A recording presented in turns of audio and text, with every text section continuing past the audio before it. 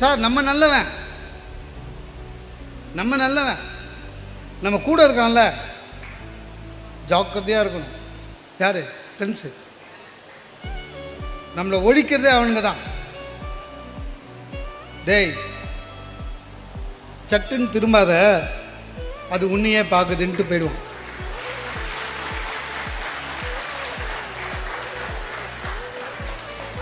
சட்டுன்னு திரும்பாத, அது உன்னையே பார்க்குதுன்னு அவன் போனான். திரும்பி பார்ப்போம், ஒரு 20 பேர் பார்க்கணும். யார் நம்மளை பார்த்ததுன்னு தெரியாது. அவனை பிடிச்சி யார் பார்த்தது முடிஞ்சிச்சுங்க, லைஃப் அத்தோடு முடிஞ்சிச்சு. யார் பார்த்தது? அந்த பொண்ணு நமக்கு பின்னால் இருக்கிற நோட்டீஸ் போர்டை பார்த்துக்குது.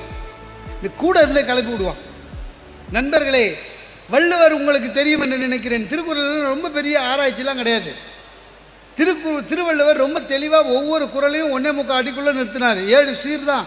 ஏன் கம்மியாக இருக்கட்டும்னு அறிவுரை சொன்னார். வார்த்தைகளிலே சிக்கனம் வைத்தவர் வள்ளுவர். ஞாபகம் வைத்துக் கொள்ளுங்கள், வள்ளுவர் எல்லாத்துக்கும் அதிகாரம் வச்சிருக்கார் சார்.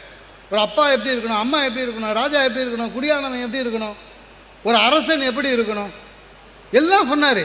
உங்களுக்கு தெரியுமா, வள்ளுவர் ஒரு ஆசிரியர் எப்படி இருக்க வேண்டும் என்று இதுவரை எந்த குறளும் இல்லை.